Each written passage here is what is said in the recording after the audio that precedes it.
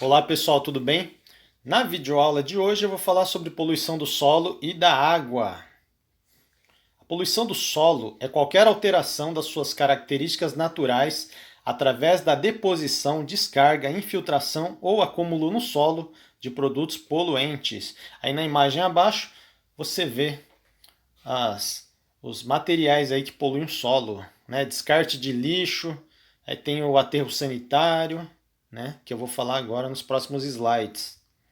Os aterros sanitários são terrenos com buracos cavados no chão, forrados com plástico ou argila, onde o lixo recolhido na cidade é depositado. A decomposição da matéria orgânica existente no lixo gera um líquido altamente poluidor, chorume, que mesmo com a proteção da argila e do plástico nos aterros, vaza e contamina o solo. Lixo tóxico é um problema decorrente dos aterros. Como não há um processo de seleção do lixo, alguns produtos perigosos são aterrados juntamente com o lixo comum, o que causa muitos danos ao lençol freático, que é aquela camada do solo onde os espaços porosos são preenchidos por água. Lixo radioativo é um lixo produzido pelas usinas nucleares e causam sérios problemas à saúde.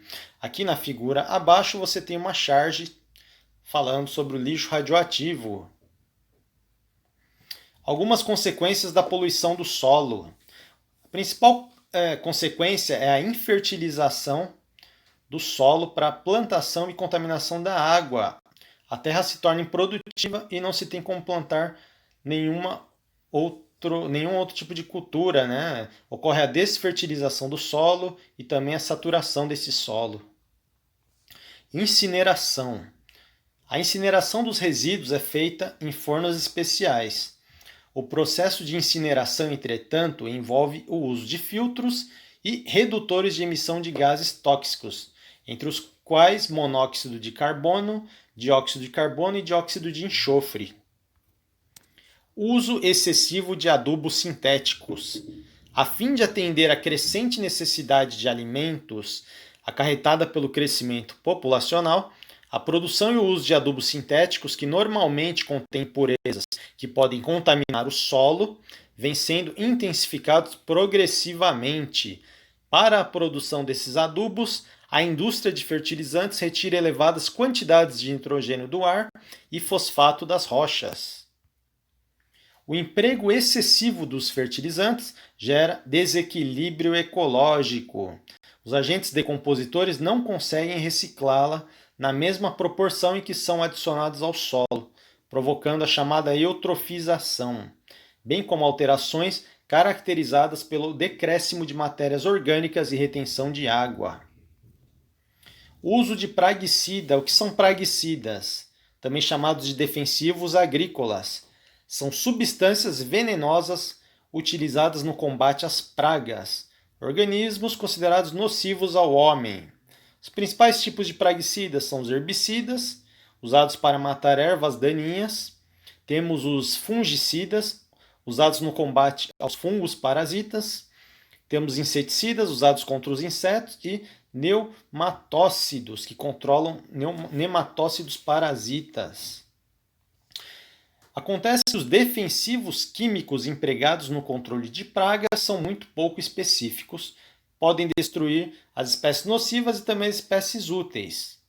Outro problema reside no acúmulo ao longo das cadeias alimentares, problema grave, inclusive. Por exemplo, as minhocas alimentam-se de grande quantidade de folhas mortas e acabam ingerindo do solo, né, partículas que têm grande quantidade de inseticidas. Né? Eles acumulam essa quantidade de inseticida no seu organismo. As aves que se alimentam das minhocas, como por exemplo as galinhas, passam a ingerir também altas concentrações desse veneno.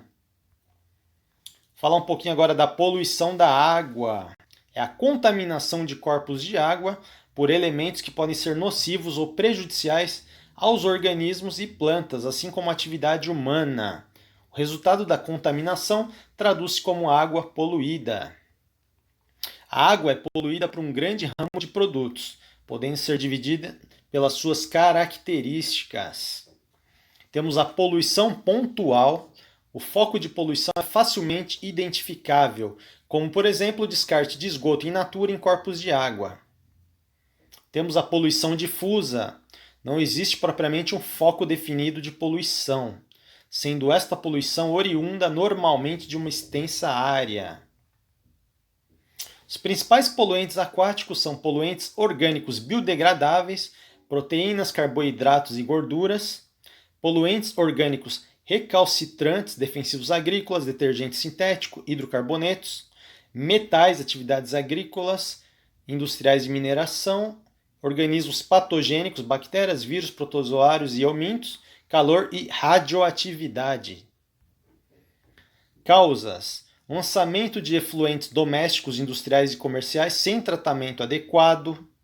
Os aterros sanitários, aterro controlado ou lixão, a água pode ser contaminada pelo despejo indiscriminado do lixiviado de aterro, líquido formado no depósito de lixo, ou infiltração desses no lençol freático ou aquífero. Chuvas que lavam a atmosfera e as superfícies por onde escoam, carregando os poluentes contaminantes para o corpo receptor. Dependendo do lugar, a poluição difusa pode exercer maior ou menor importância no processo de poluição e contaminação das águas. Como, por exemplo, de poluição difusa, temos a água, como exemplo de poluição difusa, temos a água de drenagem urbana, águas superficiais de agricultura e lavagem da atmosfera nas proximidades de indústrias emissoras de gases tóxicos. Curiosidade: produtos que mais poluem os rios, lagos e mares: detergentes, óleos de cozinha, óleos de automóveis, gasolina, produtos químicos usados em indústrias, tintas e metais pesados, chumbo, zinco, alumínio e mercúrio.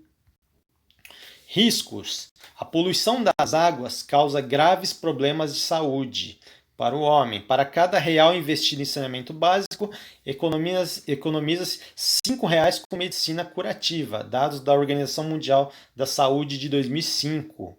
Ainda segundo a OMS, 80% das doenças e 65% das internações hospitalares são provenientes de problemas relacionados a doenças de veiculação hídrica, cólera, disenteria, hepatite, intoxicação alimentar, entre outras. O lançamento de efluentes sem tratamento ou com tratamento inadequado num rio prejudica consideravelmente o abastecimento público, abastecimento de água potável da cidade, sendo que em alguns casos a água captada nada mais é do que o esgoto diluído no rio, aumentando consideravelmente o custo do tratamento ou forçando a captação de água de outro recurso hídrico. Terra, planeta, água? Será, pessoal? A infiltração de esgotos contribui para a poluição do lençol freático e aquíferos, impossibilitando ou dificultando seu uso para abastecimento público. Pesquisadores afirmam, presta atenção, hein? Pesquisadores afirmam que em menos de 50 anos, 2/3 da população mundial não terá acesso à água potável. Embora muitas soluções sejam buscadas em esferas governamentais e em congressos mundiais, no dia a dia as pessoas podem e devem colaborar para que a água doce não falte no futuro. A preservação, a economia e o uso racional da água deve estar presente nas atitudes diárias de cada cidadão. A pessoa consciente deve economizar. Soluções: conscientização do problema da poluição hídrica relacionada à saúde pública, tratamento das fontes de poluição pontual, mudança na forma de produção no campo, priorizando a produção orgânica, mudança na forma de mudança das técnicas de produção industrial, visando produtos e efluentes menos agressivos, fiscalização nas indústrias quanto à emissão de gases e efluentes, e tratamento de lixiviado de aterro, chorume, que a gente citou no começo do vídeo, e incentivo à compostagem do lixo orgânico. Nós também podemos ajudar. Devemos racionalizar o consumo de água, separar o lixo doméstico. O lixo pode ser separado em orgânico, reciclável e lixo propriamente dito. O material orgânico, quando separado, pode ser usado para compostagem, reduzindo o volume de lixiviado de aterro produzido. Produto final da compostagem é excelente adubo.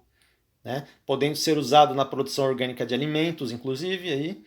Com a separação do material orgânico e reciclável do lixo, ocorrerá uma redução do volume ocupado pelo mesmo, contribuindo com a longevidade do aterro sanitário.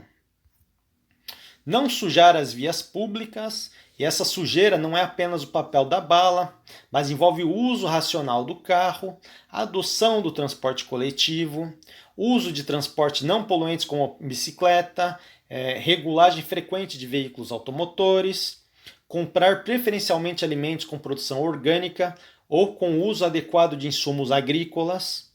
Tá? A produção orgânica não usa fertilizantes químicos nem agrotóxicos. O benefício não será apenas pela redução da poluição difusa agrícola, mas também pela redução da poluição gerada pela produção do insumo. O nosso planeta agradece, pessoal. É isso aí. Fiquem com Deus. Assistam esse vídeo, compartilhem, tá? Divulguem aí nas redes sociais e até o próximo vídeo.